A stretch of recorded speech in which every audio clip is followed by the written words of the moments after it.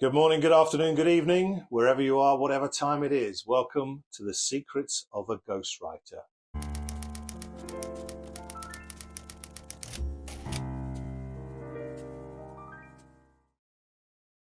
Well, on this tutorial, it's all about me. Let's talk about writing a memoir. Let's talk about writing your memoir, your life story. And I want to begin by saying I'm a firm believer that ordinary people, I don't mean that patronizingly, have extraordinary stories. We have a culture where we're almost fed celebrity, and we're encouraged to believe that because someone has 1 million followers here, has appeared on a reality show there, that their story has worth. That can be the case, but what is clear is that their story has the ability to reach an audience. Whether or not it does will ultimately be defined by the quality of the book and the word of mouth and momentum that it picks up in reviews after release. They just got lucky or worked hard. They found a bit of fame. They got a platform.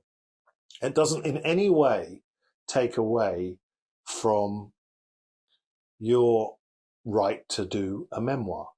Increasingly, legacy books are coming to the fore. These are people who are often, well, they've spent much of their working life working and their families never saw them. They may have been captains of industry, campaigned for a change in the law that changed society. They could be an inventor, scientist, anything, but people that worked very hard and now are in the twilight of their life and want to leave it for their family, for posterity. I mean, I think it's a terrific concept and there's some brilliant stories in them, but it's an emerging genre which is gaining traction all the time. But it doesn't matter, because if you are a school teacher or a vet, you come home and you tell stories every single day of your life, don't you? I mean, that is life. So I do subscribe to the everybody has a book in them scenario. Not everybody has the appetite and the industry to pull that off, but I think it is the case. Now, when you write a memoir, there's one mistake that I think people do succumb to. And quite often when you're writing a memoir, it is the only thing you're going to write, because you should only have one autobiography. And that mistake is that you'll look at books that have not been proofread or hired an editor, and with the best will in the world, that simple mistake is on every page, in that they begin most of the sentences with I. I was born, if I were to take my biography, I was born in Chessington in 1971. I went to Lovelace Junior School. Then I went to Tiffin Boys School. Then I went to, you can see, can't you, how common that word I is and how monotonous that is to the rhythm of reading. And monotonous is quite a judgmental, harsh word, but it literally means of one tone. So in the true sense of the meaning, that narrative is monotonous. Now, ad-libbing here, can I try and improve that? July 1971, Chessington. Welcome to the world. My first taste of school was up the road at Lovelace Junior, and then I followed it by heading off to the grammar school 3 miles away in Kingston upon Thames. After succeeding in my A-level exams, all roads led to Exeter. Now, I've just ad-libbed that, but you can see there's only one, I think, reference of I. And you can use little tricks like inverting sentences and prepositions, words like after, and then you are forming a much better narrative. And I also think that it's, whilst this sounds simple, superficial, you're so much better that I say this before you start writing than afterwards. And we have to go through all the I's and change it. And hopefully you're watching this and going, yeah, that really, really makes sense. A couple of other things that are issues that I've had to address in dealing with memoirs. And remember, as a ghost, I'm writing as that person. So I become them.